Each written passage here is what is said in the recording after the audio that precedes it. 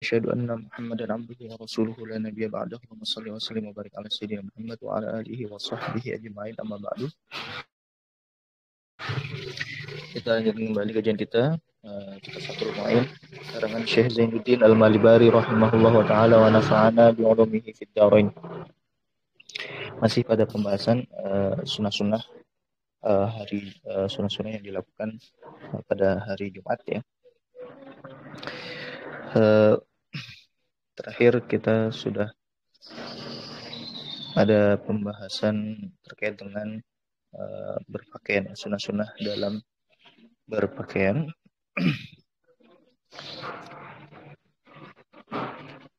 Ya. Baik. Selanjutnya qala al-mu'allif rahimahullah wa nafa'ana fi 'ulumihi fid dharain wa nafa'ana bi 'ulumihi fid dharain wa ta'ammumun li khabarin atau li khabari inna Allah wa malaikatahu yusalluna ala ashabil amaini yaumal jumu'ati wa yusannu li sa'iris salawati. Warada fi haditsin dha'ifin ma yadullu ala afdaliyati kibariha. Wa yanbaghi dhabtu tuliha wa ardiha bima yaliqu bilabisiha 'adatan fi zamanihi fa in zada fiha 'ala dhalika kuriha wa tankharimu muru'atu faqihin bilubsi imamatin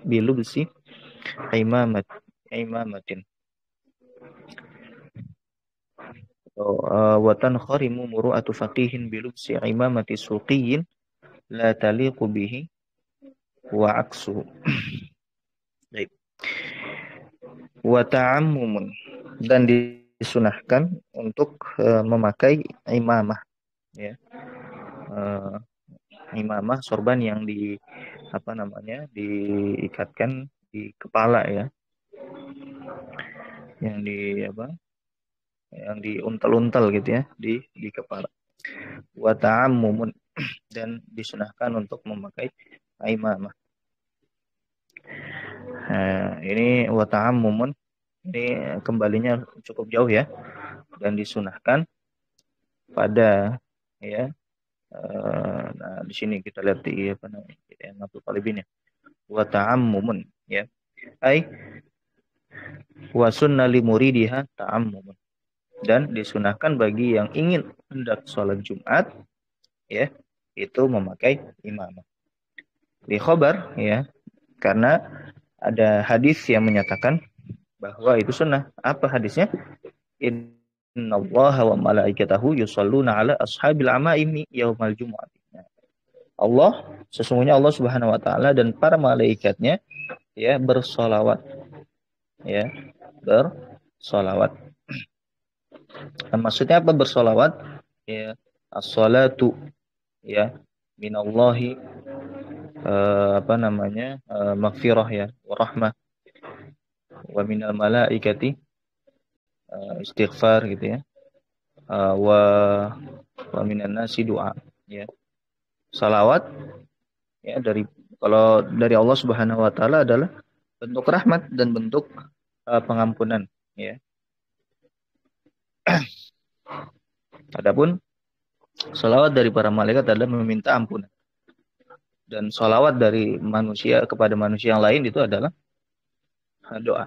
Ya. Innallaha wa malaikatahu yusalluna ala ashabil amaim.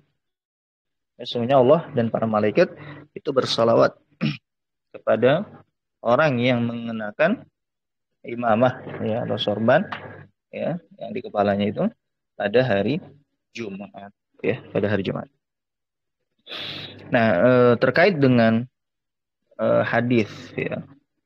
Hadis yang berkaitan dengan fadilah memakai imamah baik di hari Jumat ataupun di salat-salat selain Jumat.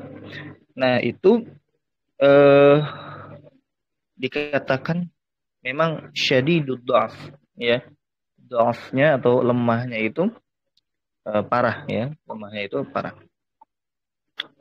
Akan tetapi ya, bisa suatu hadis itu bisa derajatnya itu naik ya jika jalur periwayatan itu banyak Seperti misalkan kalau dhaif, kalau jalur periwayatan banyak maka bisa menjadi hasan li ghairihi derajatnya. Ya, hasan li ghairihi. Nah, kalau hasan li ghairihi berarti kalau sudah naik derajat seperti itu berarti boleh diamalkan. Bahkan kalau hasan li ghairihi itu sudah layak untuk bukan hanya di fadhailul amal saja, bukan hanya di amal-amalan keutamaan saja, tapi juga bisa dipakai di hal-hal halal haram, ya. Nah, begitu juga kalau syadidud dha'af, ya. Kalau misalkan dia banyak jalur periwayatannya, maka yartaqi, ya, atau yanjabir, kelemahan yang parah tadi itu bisa ditambal, ya, ditambal sehingga naik derajatnya menjadi dhaif, ya, hanya dhaif saja, ya, dhaif atau lemah, ya. Kalau lemah berarti dia boleh digunakan di fadhailul amal, di amal-amalan keutamaan, ya, bukan di halal haram ataupun akidah, tapi di fadhailul amal, di amalan keutamaan. Seperti ini kan amalan keutamaan, ya. Fadhailul amal ini berarti boleh kalau menggunakan hadis dhaif yang menurut jumhur ulama, ya. Kan kalau syadidud dhaaf atau lemah yang parah itu kan tidak boleh walaupun digunakan di perkara fadhailul amal, tapi karena ini turuk atau jalur periwayatnya banyak maka boleh, ya, boleh sehingga naik tingkat, ya, naik derajatnya menjadi dhaif dan boleh digunakan di amalan-amalan keutamaan, ya. Makanya Imam Ibnu Hajar Al-Haytami mengatakan di dalam kitabnya Tuhfatul Muhtaj, wa ibaratu tuhfati wa tusannul imamatu lis-salati wa liqasdi tajammuli lil ahaditsil katsirati fiha wa ishtidadu dha'fin katsirin minha, ya, yajburuhu kasratu turuqiha, ya, yajburu kasratu turuqiha, ya.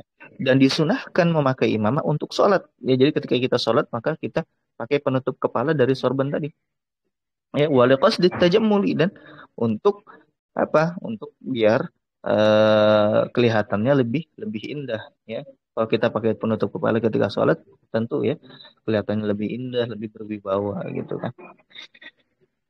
Lil haditsil katsirati fiha, karena ada hadis-hadis yang banyak yang menyatakan terkait dengan kesunahan itu. Nah, washtidadu dha'fin katsirin, ya, washtidadu dha'fi katsirin minha, ya, dan parahnya lemah dari banyaknya hadis yang menunjukkan hal tersebut, ya, yajburuhu ditambal kasratu turkiha oleh apa? Banyaknya jalur periwayatan, ya. Ya, wa za'mu wad'i katsirin minha tasahulun. Adapun klaim bahwasanya banyak hadis yang terkait dengan imamah tersebut hukumnya maudhu, itu tasahul, ya, terlalu terlalu cepat menghukumi, ya, terlalu mudah menghukumi, ya, kama huwa adatu Ibnul Jauzi huna, ya, sebagaimana, ya, kebiasaannya Imam Ibnul Jauzi, ya, dalam menghukumi hadis ini maudhu. Memang Ibnul Jauzi memiliki kitab Al-Maudu'at, ya. Nah, tapi bukan berarti yang ditulis di kitabnya itu hadis tersebut pasti palsu, enggak. Ya, bisa karena ternyata setelah diteliti itu ternyata tidak palsu, gitu kan. Diteliti oleh ulama yang lain. Walaupun menurut Imam Ibnul Jauzi katanya itu palsu, makanya disebutkan di kitab Al-Maudu'at. Tapi, ya, diteliti lagi sama ulama yang lain. Bagaimana di sini Imam Hajar Al-Haytami kan dia juga merupakan bukan hanya fakih saja, tapi juga dia pakar hadis, gitu kan. Makanya dia layak untuk mengomentari hadis ini, gitu. Taib. Kita lanjut. Wa yusannu li sa'iris shalawat. Jadi bukan hanya sholat Jumat saja, tapi juga disunahkan untuk selain sholat Jumat, gitu kan. Selain sholat Jumat juga disunahkan untuk memakai imamah.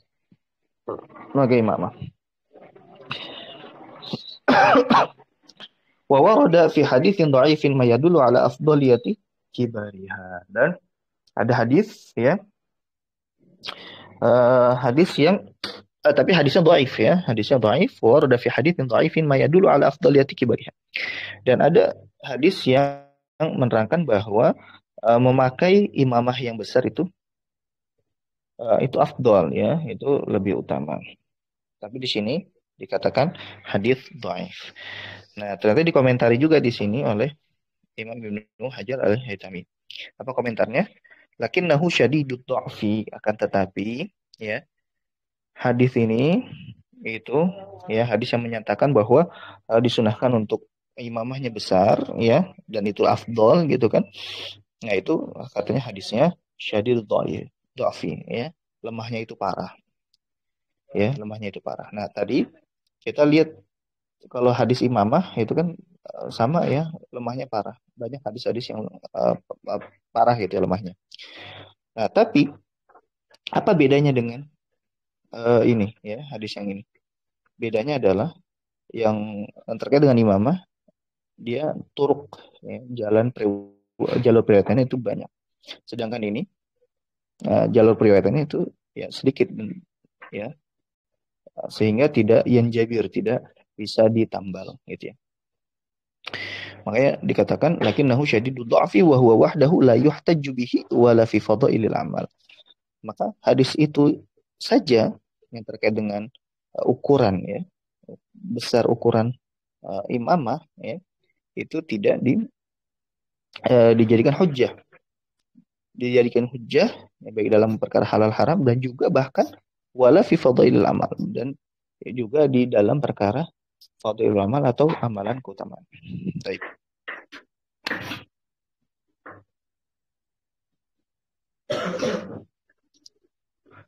Baik.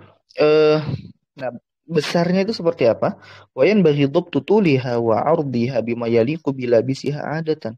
Nah, ternyata ya seyogianya dan ya disunahkan apa dobit ya, standar panjangnya, standar lebarnya itu tergantung ya yang layak bagi yang memakainya, bagi yang memakainya secara kebiasaan. Jadi mungkin itu berbeda-beda antara orang dengan orang yang lain gitu ya.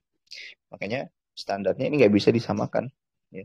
Standarnya bisa disamakan, ya tergantung apa namanya ya orang yang memakainya. Fi zamani fa in zada fiha ala dzalika kuriha. Nah, kalau misalkan secara kebiasaan, oh ini kelihatan terlalu panjang, kelihatan terlalu lebar gitu kan, maka itu makruh gitu. Makruh. Kenapa? Karena ya orang juga ketika melihatnya juga tidak elok gitu kan. Karena kan apa namanya, al-Islamu yuhibbul jamal gitu kan. Islam itu mencintai keindahan ya. Islam itu mencintai keindahan ya. Eh, apa namanya? Ya Rasulullah juga apa namanya di banyak hadisnya juga menyatakan bahwa Islam itu yang mencintai keindahan. Jadi sesuatu yang tidak elok, tidak indah, maka itu makruh gitu kan. Makruh. Oleh sebab itu maka kita ketika kita berpakaian itu tidak bisa eh, apa namanya enaknya gitu aja, tetap harus melihat keindahan ya, keelokan gitu kan, sehingga orang yang di luar Islam juga menilai Islam adalah agama yang mencintai keindahan gitu. Karena kan Islam itu ya ajaran, bukan hanya sekedar ajaran, akan tetapi juga diimplementasikan oleh penganutnya juga gitu kan. Oleh sebab itu maka penganut itulah yang menjadi representasi dari Islam itu sendiri. Jangan sampai ketika kita padahal Islam itu suruh apa namanya mengajarkan kita untuk berpakaian secara indah ya, secara bagus, secara elok gitu kan, tapi penganutnya tidak mengikuti itu. Nah, tentu ya taghayyurul fatwa bi taghayyur azman wal amkinah wal ahwal gitu kan. Tentu ini ya setiap daerah, setiap waktu, setiap kondisi itu memiliki apa standar keindahan dan elok yang berbeda-beda tentu ya. Misalkan kalau dalam acara resmi itu berbeda ketika pergi ke sholat ke masjid misalkan. ya. Nah, itu berbeda-beda ya. Ketika rapat gitu kan, itu kan beda dengan ketika kita sholat gitu. Standarnya pasti beda-beda gitu ya. Dan eh, lima apa namanya 100 tahun yang lalu itu berbeda dengan kondisi di zaman sekarang gitu ya. Nah, oleh sebab itu maka itu harus kita perhatikan selagi tidak bertabrakan dengan syariat ya standar tersebut ya, maka itu harus dikedepankan gitu kan. Al-ada tuh muhakkamah ya, itu kebiasaan ya itu menjadi acuan ya dalam kita bertindak tanduk ya. Ya kita nggak bisa mengenyapingkan kebiasaan yang ada di tengah masyarakat. Apa yang elok di Indonesia bukan berarti itu elok di negara yang lain gitu kan. Apa yang elok di negara yang lain bukan berarti itu elok di negara kita gitu kan. Standarnya pasti berbeda-beda. Maka kita mengikuti standar yang kita punya gitu kan. Misalkan kita sholat pakai kaos ya, itu sah ya, itu sah. Cuma ketika di konteksnya di Indonesia, ya itu tidak elok ya, tidak elok ya, menjatuhkan wibawa kita. Jadi kalau ketika kita sholat pakai kaos, ya sah-sah saja gitu kan. Tapi ketika kita bicara keindahan, ya elok gitu kan, wibawa itu, ya itu mengurangi nilai itu gitu. Ya. Berbeda hal ketika di luar negeri misalkan. Saya lihat itu tidak menjadi standar gitu. Makanya banyak itu orang Arab ya. Orang Arab itu ketika di Indonesia sholat ke masjid, ya dia pakai kaos biasa segala macam. Nah itu memang tidak masalah, tapi ketika dia apa namanya, ketika ini orang terpandang, ketika itu orang sebagai seorang ustadz atau sebagai seorang dai, orang yang dianggap panutan di tengah masyarakat, sholat tiba-tiba menggunakan kaos gitu segala macam. Nah itu tentu akan mengurangi wibawanya. Maka inilah yang harus diperhatikan gitu ya. Al-adatu muhakkam. Baik. Kemudian watan kharimu muru'atu faqihin bilubsi imamati suqiyin la taliqu bihi. Nah, dan wibawa seseorang itu jatuh seorang faqih, seorang apa namanya ahli ilmu, seorang ahli fikih ya, itu jatuh dengan apa? Dengan memakai imamah ya, penutup kepala ya, suqiyin ya, orang awam biasa, orang pasar gitu kan, yang tidak layak baginya ya. Ya ini sama ya, seperti tadi. Eh apa ketika dia orang yang terpandang di tengah masyarakat ya, dia orang alim, berilmu gitu kan, dia ustadz, dia ulama gitu. Nah, dia menggunakan eh apa imamah penutup kepala ya, yang sama seperti orang awam. Nah, mungkin kalau dulu dibedakan. Kalau dulu mungkin dibedakan antara penutup kepala orang awam dengan ulama gitu ya. Atau misalkan di sebagian daerah mungkin masih dibedakan, tapi kalau di Indonesia mungkin agak disamakan, makanya ada misalkan kayak songkok nasional gitu kan. Nah, itu siapapun bisa memakainya gitu kan. Siapapun bisa memakainya. Tidak terbatas hanya untuk kalangan elit saja dalam tanda kutip ya, tapi juga kalangan bawah ya itu juga bisa memakainya. Tapi ketika di suatu daerah itu dibedakan ya penggunaan penutup kepala tadi ya, maka itu harus diikuti ya. Karena kenapa? Karena berkaitan dengan wibawa seseorang gitu ya. Ya. Eh, jadi yang di sini ini konteksnya nanti kembali ke kebiasaan.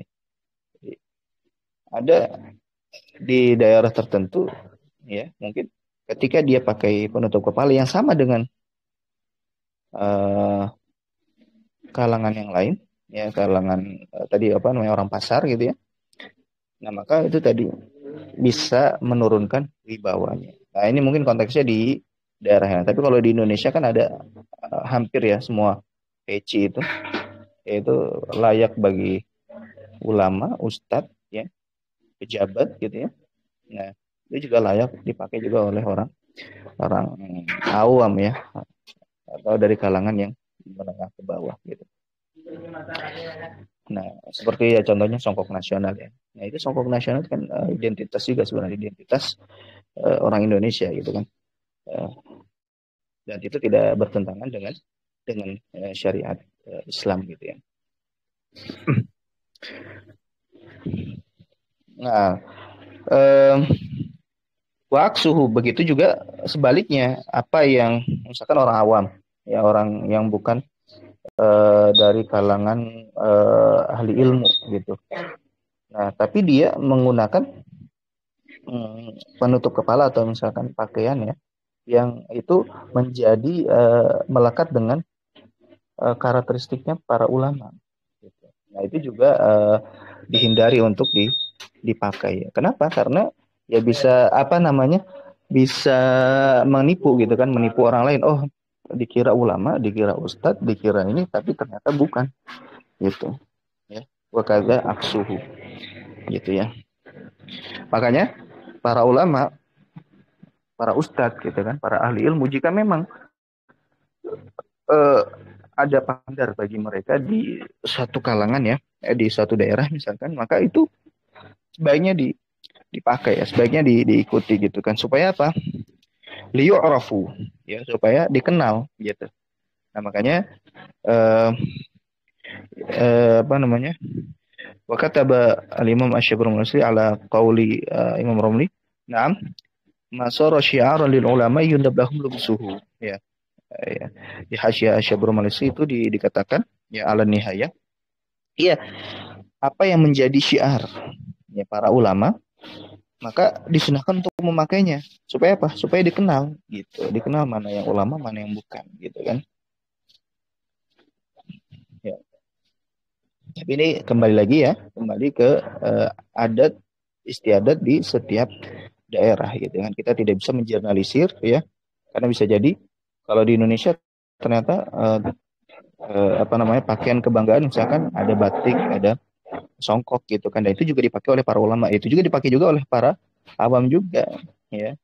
Dan itu tidak menjadi identitas khusus gitu ya para ulama. Dan kalau pakai jubah pun jubah sendiri itu di Indonesia bukan identitas khusus untuk para ulama juga gitu ya. Atau sarung misalkan, sarung juga bukan identitas khusus gitu ya. Karena di Indonesia mungkin gap antara itu semua ya, mungkin sudah tidak ada gitu ya. Jadi apa namanya, itu tidak terlalu menjadi permasalahan gitu ya. Tapi seandainya di daerah tertentu ada, maka ya itu wajib untuk bukan wajib ya, sunnah untuk diperhatikan ya. Sunnah untuk diperhatikan supaya apa? Supaya wibawa ulamanya itu ada. Ya, supaya lebih dikenal mana yang ulama, mana yang bukan. Ya. Kalau misalkan tidak ada gap dalam berpakaian, ya bisa ditunjukkan dengan yang lain gitu kan, misalkan tingkah lakunya, ya, ketaatannya. Nah, ya itu yang bisa dijadikan patokan mana yang ulama, mana yang bukan, gitu kan. Atau sikapnya atau pernyataannya gitu kan, mana yang ulama, mana yang bukan gitu kan. Pernyataannya kontroversial, nah ini kan sebaiknya kan dihindari bagi para ulama karena kan akan menjatuhkan ya di bawahnya dan segala macam ya. Taib qala al-huffaz ya, lam yataharra apa namanya, lam yataharrar syai'un fi tuli imamatihi sallallahu alaihi wasallam wa ardiha.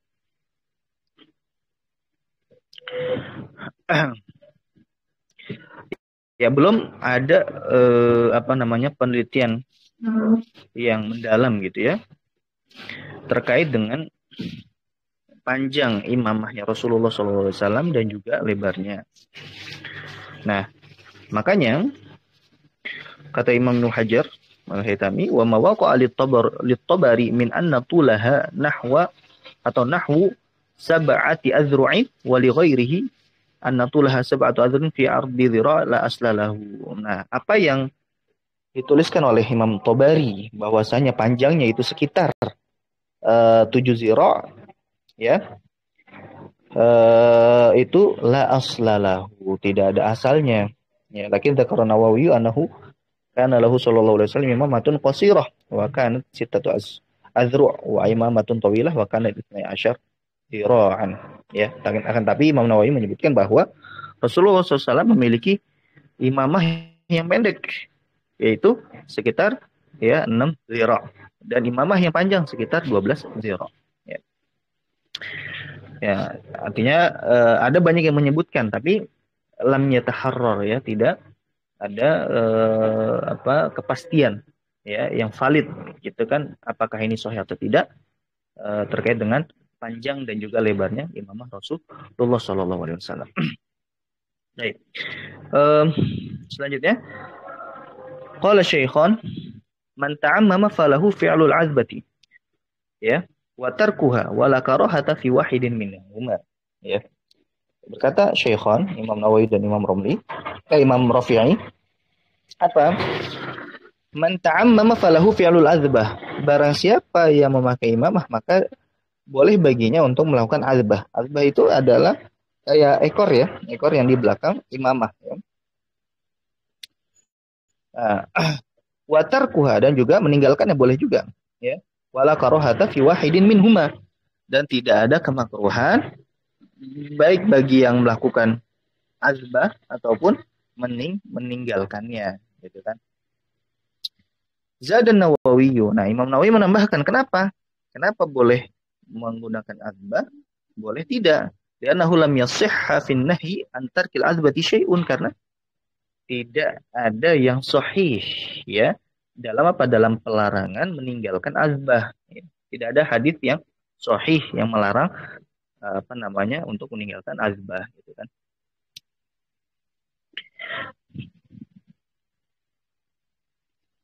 Jadi itu kayak semacam kayak ekor, ya, yang menjuntai gitu, yang di belakang imamah. Baik. Jadi boleh pakai azbah, boleh tidak. Lakin qad warada fil azbati ahaditsu sahihatun wa hasanah wa qad sarahu bi anna aslaha sunnah. Akan tetapi ada hadis yang menunjukkan bahwa, ya, banyak hadisnya, ada hadis-hadis sahih dan hasan, ya, yang menunjukkan kesunahan azbah tadi. Wa qad sarahu bi anna aslaha sunnah. Maka ulama juga menyatakan dengan tegas bahwa secara asal hukum azbah itu adalah sunnah. Qala Syekhuna, berkata Syekh kami itu Ibnu Hajar Al-Haytami, wa irsaluha bainal katifaini afdalu minhu alal aiman, dan menjuntaikan azbah tadi antara dua pundak itu lebih afdol daripada ditaruh di sebelah kanan, ya. Wala asla fi ikhtiyari irsaliha alal aisar, dan tidak ada hadis, ya, dan tidak ada dalil, ya, terkait dengan memilih azbah tadi ditaruh di pundak sebelah kiri, ya. Baik. Wa aqallu ma warada fi tuliha arba'atu asabi' wa aktsaruhu dhira'. Nah, adapun panjangnya, ya, yang paling minimal yang ada disebutkan di beberapa hadis itu disebutkan bahwa seukuran 4 jari, ya, 4 ruas jari, ya, panjangnya. Adapun paling maksimal yang disebutkan di dalam hadis itu adalah dhira', ya, seukuran satu dhira', ya.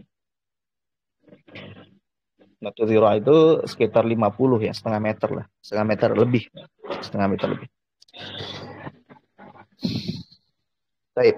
Qala Ibnul Hajj Al-Maliki. Nah, berkata Imam Ibnul Hajj Al-Maliki dari mazhab Maliki, alaika an tata'ammam qa'iman, ya, hendaknya kamu memakai, alaika an tata'ammama qa'iman, memakai imamah, ya, dalam posisi berdiri, wa tatasarwala qa'idan, dan memakai celana dalam kondisi duduk, ya. Qala fil majmu'i, berkata Imam Nawawi di dalam kitab Al-Majmu', wa yukrahu ayyam syia fi na'lin wahidah, dan makruh, ya, berjalan dengan satu dengan satu sandal ya. Kenapa? Karena memang ada hadisnya ya. Ini ada hadisnya, bukan uh, ya bukan hanya perkataan Imam Nawawi tapi memang ada hadisnya ya. Yaitu disebutkan yang diriwayatkan oleh Imam Bukhari dan juga Imam Muslim, la yamshi ahadukum fin na'lil wahidati. Ya, janganlah seorang di antara kalian untuk berjalan dengan dengan sendal hanya satu saja gitu kan. Lian alhuma jami'an ya. Hendaknya dia memakai keduanya au liyakhla'huma jami'an atau melepas sendalnya. Jadi nggak pakai sendal sama sekali ya. Ya. Jadi memang makruh gitu ya berdasarkan hadis ini. Wa fi riwayatin li Muslim. Nah, riwayat yang lain diriwayatkan oleh Imam Muslim, idzan qata'a shisa'una li ahadikum fala yamshi fil ukhra hatta yuslihaha. Nah, kalau misalkan eh, pengait ya di sendal kita itu copot, putus, maka kita jangan pakai sendal itu gitu kan. Dan juga kita jangan pakai yang sebelahnya saja, jangan. Kenapa? Sampai kita memperbaiki yang sendal yang copot tadi ya. Ya. Baik. Wal ma'na fihi wal ma'na fihi. Kenapa kok dilarang? Annama syahu yahtallu bidzalika. Karena nanti jalannya jadi tidak seimbang ya. Hikmahnya jalannya jadi sampai perkara jalan saja itu dijadikan perhatikan oleh Rasulullah SAW. Sama juga ini kan kalau kita lihat yang nggak elok lagi itu kan kembali ke keindahan tadi ya. Kalau misalkan kita berjalan hanya dengan satu ya sandal ya itu tidak elok ya. Nah tadi juga jalannya jadi tidak seimbang. Nah wakila lima fihi min tarkil adli baina rijlain. Nah bahkan karena nanti tidak adil ya kita berbuat zolim kepada kaki yang satunya lagi, yang kaki satu misalkan yang sebelah kanan itu ada sendalnya, kaki sebelah kiri itu tidak ada sendalnya, sedangkan ya kita tidak boleh ya melakukan kezaliman. Kita harus melakukan adil ya, adil dalam segala sesuatu. Nah inilah hikmah di balik larangan ya, larangan atau kemakruhan yang memakai sendal hanya sebelah saja.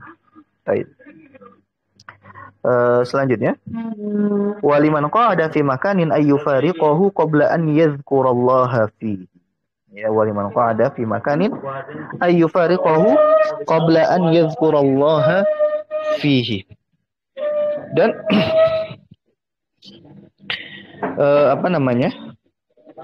bagi ya disunahkan bagi yang duduk di suatu tempat.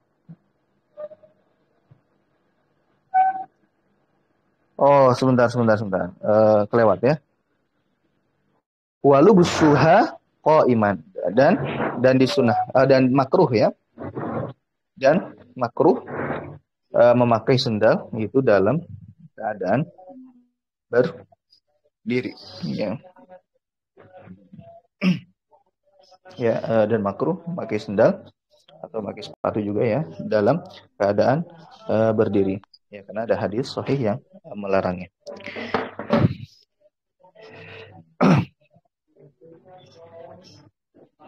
Nah, tapi kenapa khaufa inqilabihi? Takut terbalik gitu ya. Takut terbalik. Nah, di sini ilatnya. Jadi al-hukmu yaduru ma'a illatihi wujudan wa adaman itu ya. Itu kaidah fikih bahwasanya hukum itu ya berinirat dengan ilat ya, ilat. Nah, ada yang ilat mansusoh, ilatnya itu tertera dalam hadis, ada yang ilatnya ghairu mansusoh atau mustanbatoh ya, ilat itu yang dipahami dari hadis tersebut. Nah, di hadis ini saya belum alam ya, redaksinya harus kita lihat lagi apakah ilatnya mansusoh atau ilatnya mustanbatoh. Apakah ditulis atau tidak tertera dalam hadis, cuma dipahami oleh para para ulama. Tapi di sini sebutkan di syarah apa namanya di kitab Hasyiat Yanatul Talibin, khaufa inqilabihi. Jadi takut terbalik gitu ya.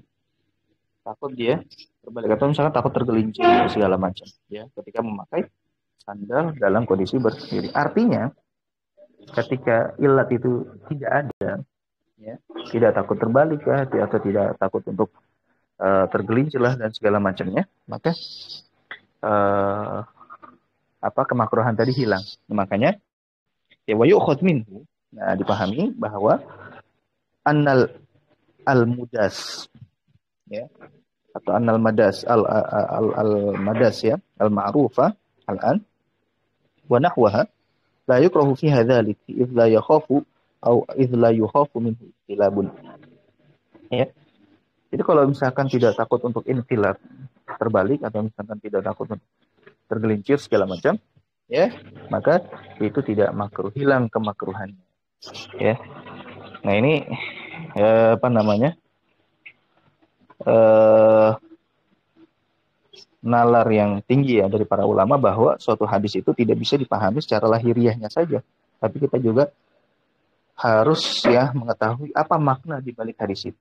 Nah, ketika makna tersebut apa namanya atau ketika ilat tersebut ya sudah hilang atau sudah tidak relevan, maka bukan hadis yang kita salahkan, tapi kan karena ilatnya tidak ada, ya maka hilanglah hukumnya gitu ya. Makanya ini penting ya, apa kaidah ini kita pegang ya. Al hukmu yaduru ma'illatihi wujudan wa adam. Ya bukan berarti apa namanya menghilangkan atau menegasikan hukum yang ada pada hadis tersebut, bukan, akan tetapi ya membatasi bahwa hadis ini ya relevan jika sebabnya ini. Kalau misalkan sebabnya sudah tidak ada, maka uh, tidak relevan untuk di apa namanya, bukan tidak relevan ya, tidak apa namanya, tidak kita hilang kemakruhannya gitu ya, seperti itu. Baik. Wa yusanu an yabda bi yaminihi lubsa. Nah, ini disebutkan sunah-sunah yang lain ya di dalam kitab Ihyanut Talibin, dan disunahkan memulai memakai sendal dari sebelah sebelah kanan ya. Wa yasarihi khal'an, dan ketika melepas dimulai dari sebelah kiri. Wa an yakhla' nahwana alaihi idza jalasa, dan melepas kedua sendalnya ketika ia hendak duduk. Wa an yaj'alahuma wara'ahu au bijanbihi, dan menjadikan sendal itu di belakangnya atau di sampingnya, illa li udhrin, kecuali ada udzur khaufin alaihim, seperti misalkan dia takut kehilangan sendalnya, maka dijadikan di depannya. Wa dzalika li khabar Ibnu Abbas radhiyallahu taala anhuma min sunnati idza jalasa rajulu an yaqla'na alaihi fayaj'aluhuma bi janbihi. Termasuk sunnah ya, uh, apa termasuk sunnah jika ya hendak duduk, seseorang hendak duduk, maka menjadikan sendalnya itu melepas sendalnya dan menjadikan sendalnya di sampingnya. Nah, ini juga sama ya. Kalau tidak takut hilang, ya maka nggak apa-apa disimpan di depannya. Atau misalkan takut hilang malah ya di samping atau di belakangnya itu takut hilang, maka di depannya. Ini konteksnya ya bisa jadi ketika di pesantren itu ya walaupun cuma sering sekali gitu kan di pesantren. Nah, ini sunnah sayyah ya, gosok ya.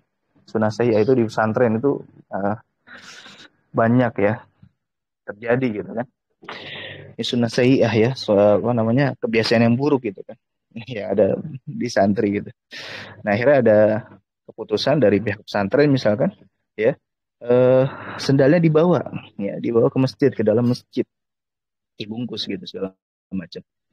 Nah, kalau misalkan dia ditaruh di belakangnya ya sama aja gitu kan, digosok-gosok juga, atau ditaruh di sampingnya dan nggak ketahuan juga. Nah, boleh nggak ditaruh di depannya, silahkan gitu kan, karena eh, ilat apa namanya, eh apa ya karena sebabnya beda gitu loh ya, karena sebabnya karena ada uzur ya, karena ada uzur seperti tadi apa, takut kehilangan, maka ya apa-apa untuk ditaruh di depannya ya, karena ada uzur illa li uzrin ya. Baik, selanjutnya eh kita kembali lagi ke Fathul Mu'in tadi, habis dari ini ya, dari yang Talibin wa ta'liqu jarasin fiha, wa ta'liqu jarasin fiha, dan makruh juga menggantungkan apa namanya, lonceng ya, lonceng di sandal ya, dan makruh untuk menggantungkan lonceng di sandal.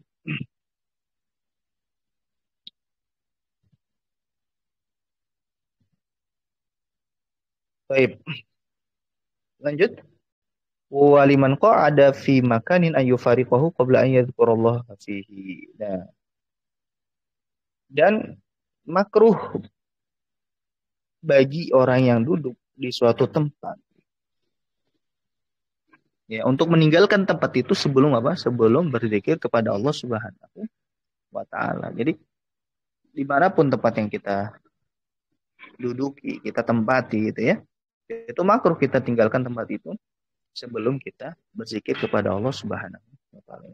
Masya Allah ya, para ulama ya mengingatkan ya kita untuk senantiasa berzikir dimanapun dan kapanpun, dan memang ini sunnah yang diajarkan oleh Rasulullah SAW ya, berdasarkan hadis ma min qaumin yaqumuna min majlisin la yadhkurunallah fihi illa qamu an mithli jifati himarin wa kana lahum hasrah ya.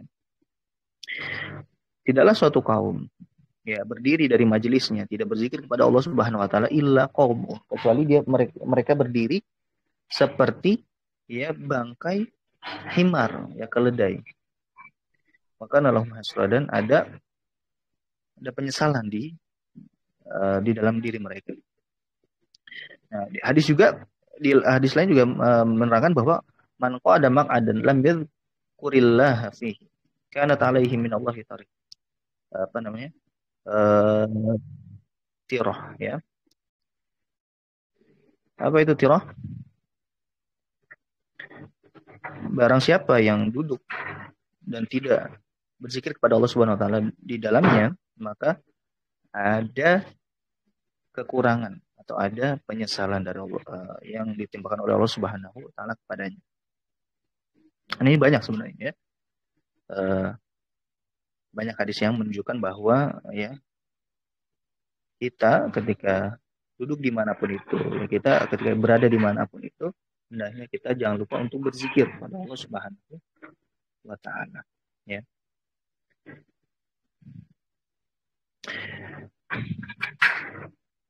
Baik, selanjutnya wa tatayyubun li ghairi shaimin 'alal aujah.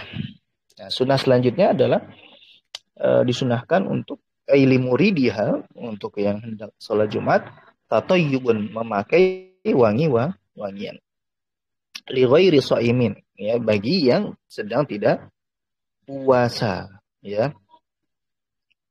li ghairi shaimin.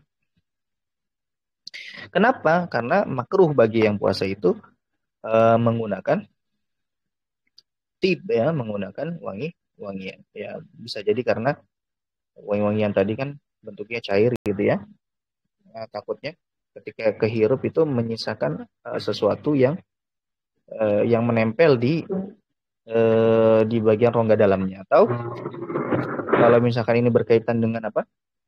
Dengan pewangi mulut ya, misalkan sikat gigi segala macam atau bersiwak, itu kan makruh ya dilaksanakan setelah zawal ya, setelah tergelincir mata atau setelah masuk waktu zuhur ya. Hanya makruh bagi yang puasa. Wa amma tsani fayahrum. Adapun yang kedua yaitu bagi yang muhrim, yang sedang ihram nih. Nasallallahu an yaj'ala minal muhrimin ya. Semoga kita, Allah menjadikan kita sebagai orang yang bisa ya berihram nanti di Baitullah ya. Adapun orang yang berihram, maka sedang ihram ya, baik haji, maka kan itu bagi mereka ya. Wah, bagi mereka memakai tip wangi-wangian walaupun itu di hari Jumat, walaupun itu hendak sholat Jumat, itu haram gitu kan. Karena nanti konsekuensinya akan dia membayar dam gitu ya. Al-aujah dari sahih annal jam'a bainal ghusli wa lubsil ahsani wa tatayyibi wal insati wa tarku takhati yukafir ma bainal jum'ataini. Ya, bahasanya di dalam di kabar yang sahih atau di hadis yang sahih menunjukkan bahwa menggabungkan antara mandi dan memakai pakaian yang bagus gitu kan, dan juga memakai wangi-wangian dan juga mendengarkan khutbah ya, kotar kita khutbah dan juga meninggalkan melangkahi ya para jamaah, itu yuka firman bainal jumat ini ya, menghapuskan dosa antara dua Jumat ya. Wa tatayyubu bil miski afdal, dan memakai wangi-wangian dari misk ya. Misk itu apa namanya, parfum misk ya, itu afdal, lebih lebih utama. Uh,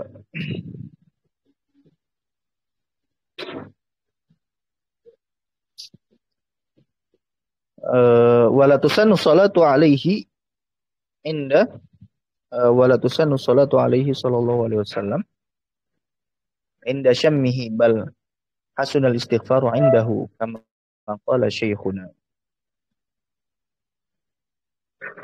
Ya, dan tidak disunahkan bersalawat kepada Rasulullah Shallallahu Alaihi Wasallam ketika mencium apa namanya, ketika mencium misk gitu ya, parfum misk gitu. Akan tetapi yang bagus adalah kita beristighfar ya ketika mencium parfum tersebut. Ya, jadi ketika kita mencium parfum tersebut, ya kita disunahkan untuk beristighfar. Wa nudiba tazayyunun bi izalati dhufrin min yadayhi wa rijlaihi ila ihdahuma fayuqra. Dan disunahkan juga untuk berhias diri dengan menghilangkan kuku dari ya kukunya kalau panjang ya dipotong ya, baik di tangan ataupun di kaki. Tidak keduanya, tidak salah satunya. Kalau misalkan kakinya doang atau tangannya doang, itu fayuqra, maka makruh ya, hukum. Kemudian wa syi'ru nahwi ibtihi wa anatihi li ghairi murid tadhiyah fi ashri dzil hijjah wa dzalika lil ittiba' ya. Dan juga bulu-bulu ya, ketiaknya atau kemaluannya bagi yang selain daripada yang hendak berkurban ya. Kalau yang berkurban kan disunahkan untuk tidak mencukur bulu-bulu itu semua ya. Ketika di ashri dzil hijjah, ketika di 10 hari Dzulhijjah, kayak misalkan Jumat kemarin itu kan disunahkan untuk potong kuku, untuk mencukur bulu kemaluan dan yang lainnya. Nah, itu disunahkan di hari Jumat ya, tapi ketika kondisinya di 10 hari Dzulhijjah dan dia hendak ingin berkorban, maka yang dikedepankan adalah sunnah untuk meninggalkan itu semua ya. Ayo. Lilit tiba ya, dan itu karena ada hadis yang menerangkan. Baik,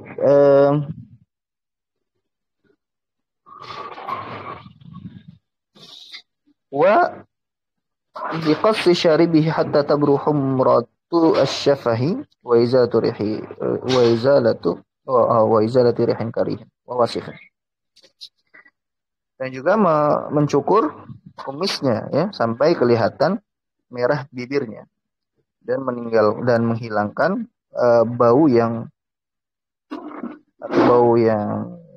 menyengat ya di dalam tubuh, yang di tubuhnya, dan juga wawasih, dan juga ya kotoran daki yang ada di dalam atau yang ada di tubuh. Wal mu'tamadu fi kaifiyati taqlimil yadaini, dan yang mu'tamad yang rajih Tata cara untuk memotong kuku adalah an yabtadi'a bil musabbihati yamin. Dia memulai dengan musabbihah, lunjuk ya sebelah kanannya ila khinsariha sampai ke kelingking tangan kanannya, tsumma ibha miha, kemudian baru ke jempolnya. Jadi lunjuk, tengah, manis, kelingking yang sebelah kanan, habis itu baru ke jempol. Ya. Nah itu yang sebelah kanan. Habis itu pas ke sebelah kiri tumakin sorry ya sariha. Kemudian dimulai dari kalau sebelah kiri dimulai dari kelingking, ya kelingking yang sebelah kirinya, ya. Kemudian sampai ke jempol, ya. Bila ibhamiha ala tawali, ya berturut-turut seperti itu. Warijla ini adapun sunnah, ya ketika di kaki an yabtadi'a bi khinsaril yumna. Nah, dimulai dari kelingking yang sebelah kanan, kaki sebelah kanan ila khinsaril yusra sampai ke kelingking sebelah kaki sebelah kiri ala tawali secara berturut-turut, ya. Jadi dimulai dari kelingking kaki sebelah kanan, diakhiri kelingking sebelah kiri, ya. Wayan bagil bidaru bi ghusli mahallil qalam, dan seyogianya disunahkan untuk segera mencuci ya bagian yang sudah dipotong kukunya. Ya, wa yusannu fi'lu dzalika yaumal khamis aw bukratal jumu'ah. Dan disunahkan ya melakukan itu ya di hari Kamis atau bukratal jumu'ah atau di pagi hari Jumat, ya. Jadi di hari Kamis ataupun di pagi hari Jumat itu disunahkan, ya, untuk melakukan itu semua, ya, baik di hari Kamis ataupun di pagi hari Jumat. Ya ada hadisnya yang disunahkan, yang diriwayatkan. Makanya Imam Suyuti punya buku, ya, Bil Isfari an Qalamil Adfar, ya. Al Isfar an Qalamil Adfar, ya. Yaitu nama kitabnya Imam Suyuti terkait dengan memotong kuku, ya. Disebutkan hadis-hadisnya, nanti bisa dirujuk, ya. Baik. Wa kariha al-muhibbut tabari natfa sya'ril anfi qala bal yaqussuhu li haditsin fihi, ya. Dan Imam Al-Muhibb At-Tabari, ya, ini dari kalangan mazhab Syafi'i, bukan Imam At-Tabari pengarang ini, ya, pengarang tafsir, ya, tapi ada Al-Muhibb At-Tabari. Ini imam di mazhab Syafi'i memakruhkan mencabut bulu ketiak, kan, tetapi dicukur, ya, bukan dicabut tapi dicukur, karena ada hadis yang menunjukkan itu. Qala Syafi'i radhiyallahu ta'ala anhu man nadhafa sawbahu qalla hammuhu wa man tabarihu zada aqluhu. Syafi'i berkata, barang siapa yang membersihkan pakaiannya maka qalla hammuhu, sedikit gundah gulana, sedikit stresnya, nah, itu, ya. Nah, ini wejangan dari Imam Syafi'i bahwa jika kita ingin tidak stres, ya, tidak ini segala macam, ya, kita mencuci pakaian kita, gitu, ya. Nah, bisa jadi kan pengaruh negatif, ya, kita nggak tahu, ya, tapi bisa jadi pengaruh negatif itu, ya, sumbernya itu karena kebersihan yang kita tidak jaga, gitu, ya, di rumah kita, di pakaian kita, gitu kan. Sehingga itu bisa menjadikan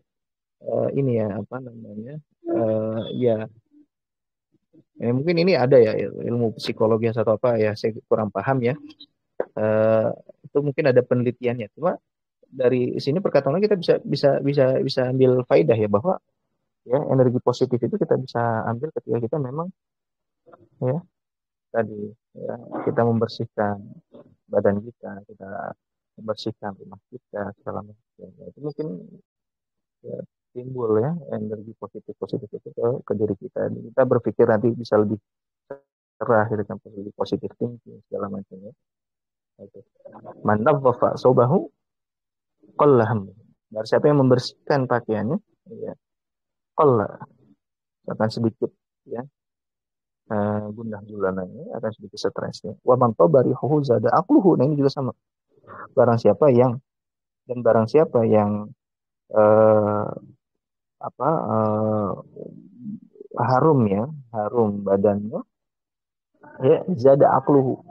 Akalnya ini akan bertambah ya. Itu kan jadi bisa berpikir cara jernih gitu kan. Ya ini ibaratnya healing ya. Orang lagi misalkan lagi stres, lagi mumet ya pikirannya, dia butuh healing. Salah satu healingnya adalah ya mengobati itu semua adalah dengan memakai wangian. Gitu. Makanya kita beda kita suasananya ketika misalkan di kantor, misalkan lagi mumet segala macam karena banyak kerjaan, tiba-tiba kita berlibur gitu ya di tempat yang wah suasana itu indah gitu kan, pemandangannya indah. Nah itu eh, akan menjadi healing bagi kita gitu kan. Nah ini sama ya. Kalau misalkan kebersihan kita jaga ya, eh, terusnya bau badan kita juga kita jaga segala macam itu sebagai obat ya, obat bagi kita sendiri gitu kan, obat bagi kita sendiri ya. Baik ya, mungkin ini apa yang dikatakan Imam Syafi'i ini bisa dilihat secara ilmiah ya. Ini nanti pakarnya mungkin bisa berbicara gitu ya di sini. Baik, mungkin itu ya yang saya sampaikan. Eh, Semoga apa yang disampaikan bisa bermanfaat bagi kita untuk ini. Insya Allah kita akan lanjut ya pertemuan depan masih pada pembahasan sunnah-sunnah di hari Jumat ya. Baik, kurang lebihnya mohon maaf. Kita tutup dan baca hamdalah dan doa kafaratul majlis. Alhamdulillah.